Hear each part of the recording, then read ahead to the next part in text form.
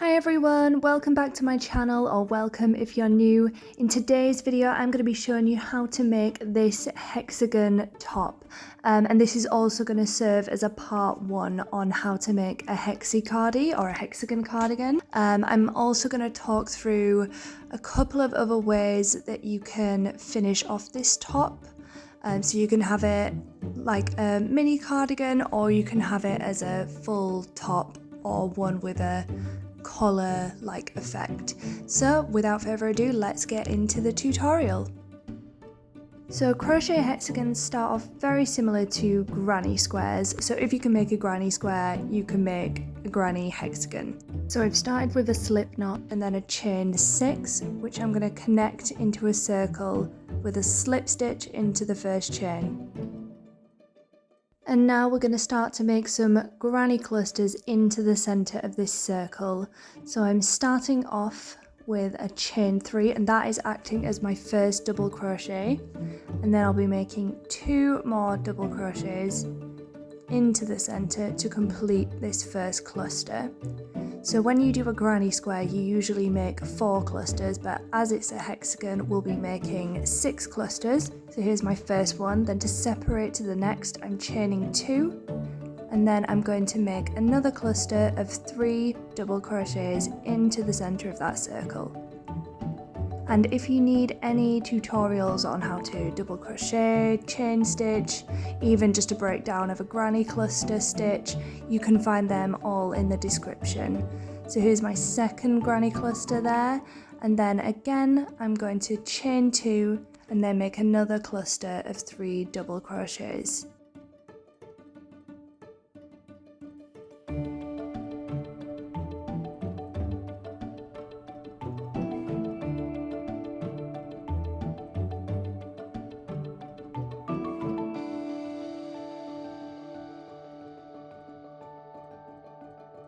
So I'm making 6 granny square clusters all into the center, and they're each separated by a chain 2.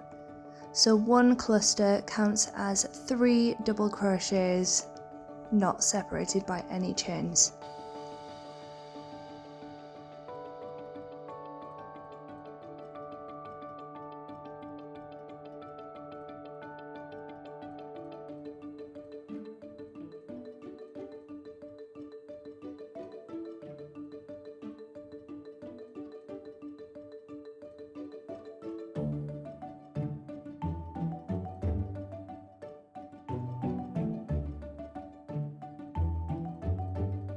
So once I've done my 6th and final cluster, I am going to connect back to the start. So you can see here that my granny clusters are forming the sides of the hexagon and the chain 2s are forming the corners. So to connect back to the start, I'm going to chain 2 again. I'll be working into the top of the chain 3 that we made, which counts as our first double crochet. So I'm working into that chain and making a slip stitch to connect back to the start of that round.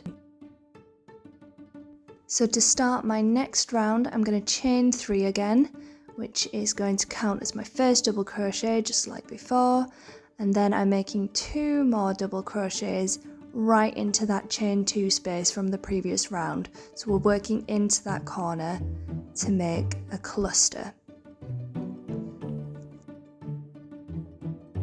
And now this time, instead of making a chain 2, we're just going to chain 1, and that's because we're working along the side, so our chain 2s are forming the corners. So now we're going into the next space, which is a corner space, and we're working a cluster of 3 double crochets.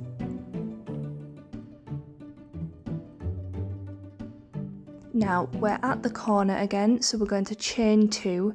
So we're always doing a chain 2 when we're on the chain 2 space, and then I'm working straight back into the same space that we were in before. So this is kind of our increases. If you aren't familiar with granny squares, I would suggest watching a tutorial. I will link mine in the description box just so you're familiar with corners and sides. So now we're chaining 1 again, and then we're going into the next corner space. So we're making another 2 clusters separated by a chain 2. So again, we're separating each corner with a chain 1, and the corners are made of the chain 2, if that makes sense. Let me know if you have any questions in the comments about anything like this, and I'd be happy to talk you through it further. So there's our next corner finished. So it's 2 granny clusters separated by chain 2s, and then each one of those corner spaces is separated with a chain 1.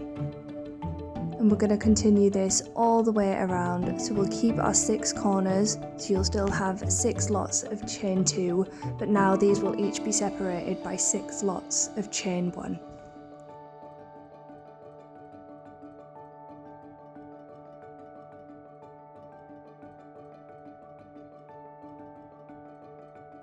And once you get to the last corner, you're going to chain 1, and we're working back into the chain 2 that we first started in for this round. So make 1 more cluster of 3 double crochets, and then we will chain 2, and just like the previous round, we're going to connect to the top of the original chain 3 and make a slip stitch. So here you can see my sides are getting longer, and that is because we are adding that chain 1 to separate to the next corner. And remember, our corners are always 2 granny clusters separated by a chain 2, and our sides are our chain 1s. And again, we're starting our next round with a chain 3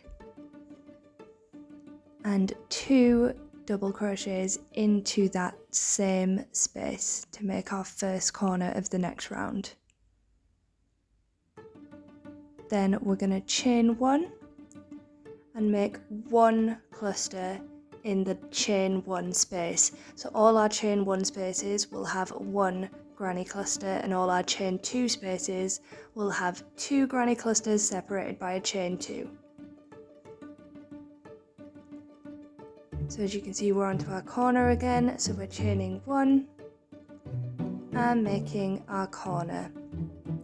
So you'll see that each time you make a round, you'll be adding an extra cluster to each side of the hexagon. And that's because we're adding an extra chain space, so we will fill that with a single cluster.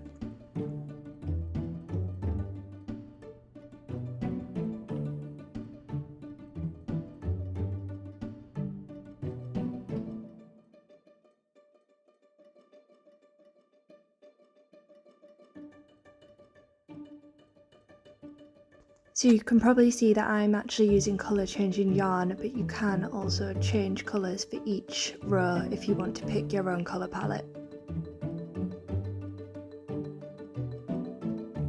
And again, once you reach the end, you'll chain 1 and then work into that last chain 2 space, 1 last granny cluster, and then you'll connect back to the first granny cluster with a chain 2 and a slip stitch. So you're always starting and ending every round at the corner.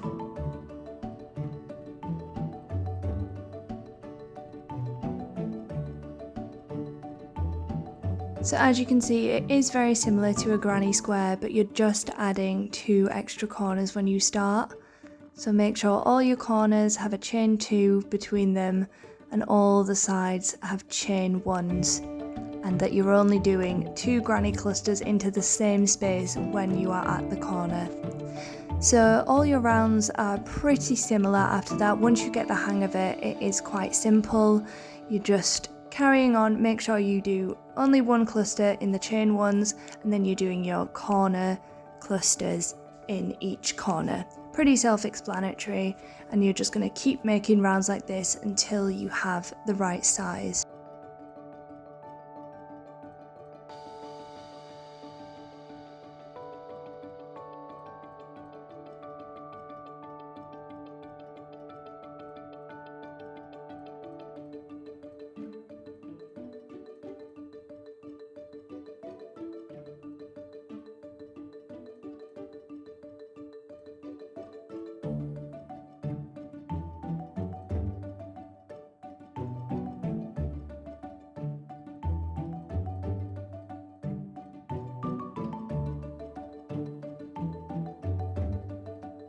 So the way we're going to fold this up to form the cardigan is we're going to fold 2 corners together.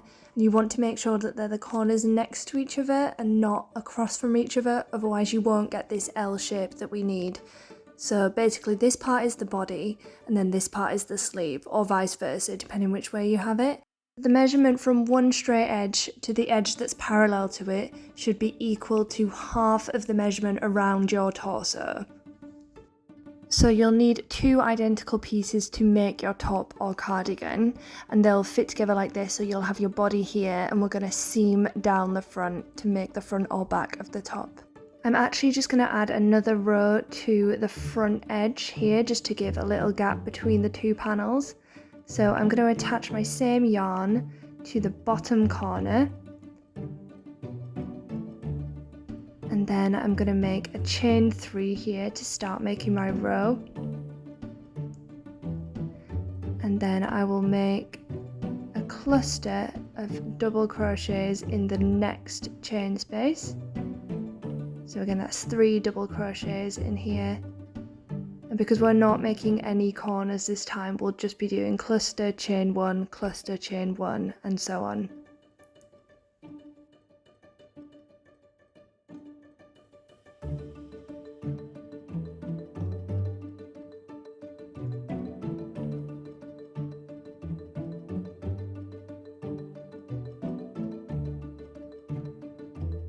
And then once you get to the top corner, you're going to make a chain 1 and then just place 1 cluster of 3 double crochets in there. You're not finishing off your corner like you normally would.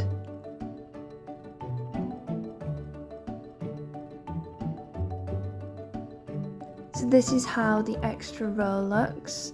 So now we can go ahead and seam that to the other side. So I'm just going to match those up again.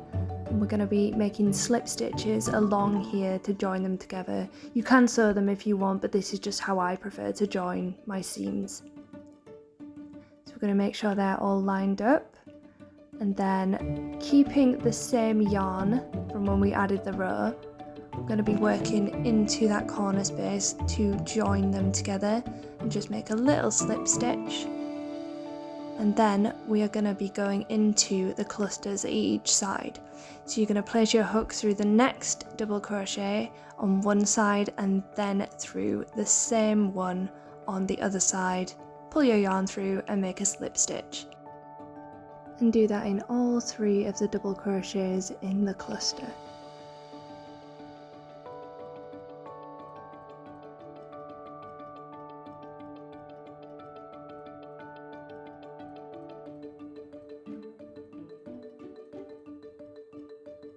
Then we're going to be working into the chain space. So you're going to put your hook through the top of the chain and the same on the other side. This is a little bit fiddly, just to make sure it's secure. Then you're pulling your yarn through and finishing that slip stitch.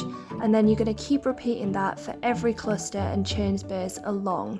So this is how it should start to look. So make sure you're putting your hook through one side, then through the other, and complete your slip stitch. So you're seaming them together, and this is how the right side of your seam will look. So if you have any colour joins or anything like that, make sure that those are on the inside. When you're making the seam, you want to make sure that the wrong side is facing outwards so that your seam will be on the wrong side.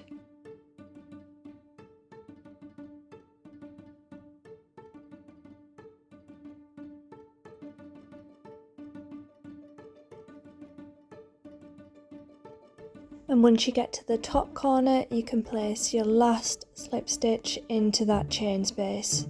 And that's your first seam done. So this is how it looks on the wrong side, so that'll be on the inside of your work. And this is how the right side looks. So you can see it's a lot neater and there's no ridge there on the right side. So if you want to make this into just a standard top or a jumper, you can also seam the other side. In which case you want to make sure that you turn the piece inside out again so that both your seams are on the inside. For this one, I am actually going to turn this into a little short sleeve cardigan, so I'm going to leave this seam open. So now we're going to seam the tops of the sleeves. So we're going to do it similar to before by adding an extra row across and then seaming them with the slip stitches, but you can just go ahead and seam them straight away. So what I'm going to do first is just attach the ends of the sleeves, and I'm using a stitch marker, but you can use a safety pin or even just a scrap of yarn tied together. So that's just going to hold the sleeve opening together for me, and then I'm going to repeat that on the other side. And then what I'm going to do is I'm also going to mark where I want the neckline to be. So you can just place this temporarily and then try it on to check if that's about right, or you can be more precise and measure around your collar and see whereabouts you want it to lay. So I've marked off about 5 clusters at each side. So that is a guideline for me, and I might try it on later and just adjust accordingly. But first things first, I'm going to add an extra row. I'm going to start one sleeve and go all the way to the stitch marker. So you can just do just another row up to there, or I am actually going to go across the whole of the back and then do my seams between the stitch markers. That is just to smooth out that bump where the seam is in the middle. So just like before, I'm attaching my yarn at the bottom of the sleeve, and I'm going to make my chain 3 and start making my granny clusters along the back. So just like we did before, one single granny cluster in each chain 1 space, separated by a chain 1. So granny cluster, chain 1.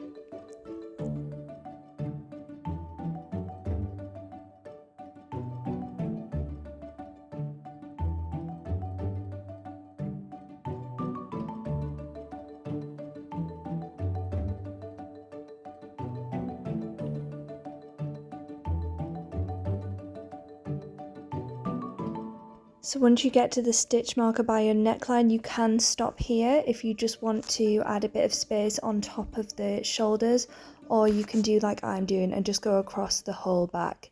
It's completely up to you. You can customize these as you go along. So I'm going all the way across the back, and once I get to the middle, I am making a cluster in the corner chain space, and then I will chain 1. And then I'm working my next granny cluster into the next corner space. So that's just kind of smoothing out the top of that seam for me to make it look a bit more finished at the back, but you can just leave this depending on your preferences.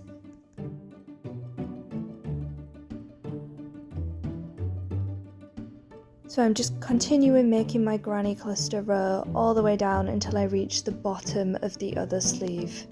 I'm just finishing off with a cluster of 3 double crochets, and I'll leave my yarn attached so that I can start seaming the first sleeve. So here we are, and you can just kind of see that it's helped to smooth out the top of that seam there. And then I'm joining the end of the sleeve together with a slip stitch just like we did before. I'll turn my work over and we'll start making our slip stitches. So just like before, we're going through the top of each double crochet to join that up and make a slip stitch. So into each double crochet and into the chain 1 space. So I'm doing this until I get to the stitch marker, and if you have placed this randomly, once you've done that you might just want to try it on to make sure it's right, and then you can add any extra slip stitches if you want it a bit tighter around the neck, or if you need it looser you can undo a few.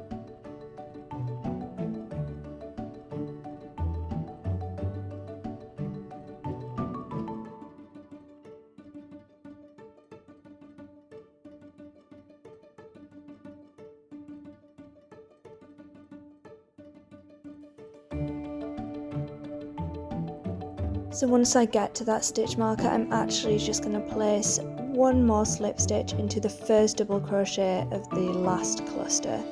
So here's how my seam looks, and again make sure that that's on the inside, and then we're going to repeat that on the other sleeve. And there we have it. We can now weave in our ends. Unless there's any adjustments you want to make, you can make any borders around the outside, but I'm just going to turn mine inside out to show you what the right side of the seams look like again. So make sure all your seams are on the inside, and we call that the wrong side. So again, if you've got any tail ends or colour changes, just make sure that those are on the wrong side. And like I say, you can seam down the front if you want to make a top, and you can do the seams in any order that you like. You can seam both the front and the back at the same time and then do the sleeves, or you can do it the way I have done it. If you're making a little mini cardigan like me, you can choose to add a button or a little ribbon at the top to tie it up. So how I'm doing that is I am attaching my yarn to the top corner, and then I'm just going to make a long chain. So you can make this however long you like. I am going to chain about 30 just so I can do a little bow at the top and hold that together, but you can just leave it plain, or you can make a little loop and add a button on one side. It's completely customizable to you, or you can even add buttons all the way down, totally up to you. So here's how my chain looks, and I'm just going to cut my yarn and fasten off there, make sure that's tight at the end, and then trim off my excess. Then I'm just weaving in the end where I attach that yarn. So I'm using a yarn needle here, or a darning needle. And again, I'll trim that excess, so make sure you weave in all your ends like that. So here's how my little tail end looks, and I'm going to repeat that on the other side so that we can tie them in a bow, just like this. And here's how the finished little short sleeve cardigan looks. Here's my neckline, and this is my opening at the front. Here's how the back looks with the seam, which you can also do on the front. So I'll show you how that looks in another style in just a moment. And here is how my little short sleeve cardigan turned out. Here's how it looks when it's on. And here is how it would look if you seamed it up the front as well, if you made a little top. And here's another version that I tried where when I seamed the front, I left a few clusters at the top unworked so it created this faux collar look.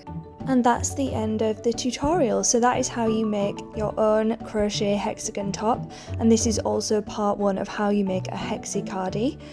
So stay tuned for part 2, where I'll show you how to lengthen the sleeves and add some length to the body, and we'll also talk about different ways that you can finish the back. But yeah, let me know in the comments if you would try this or if you have any questions, and don't forget to like and subscribe, and I'll see you next time.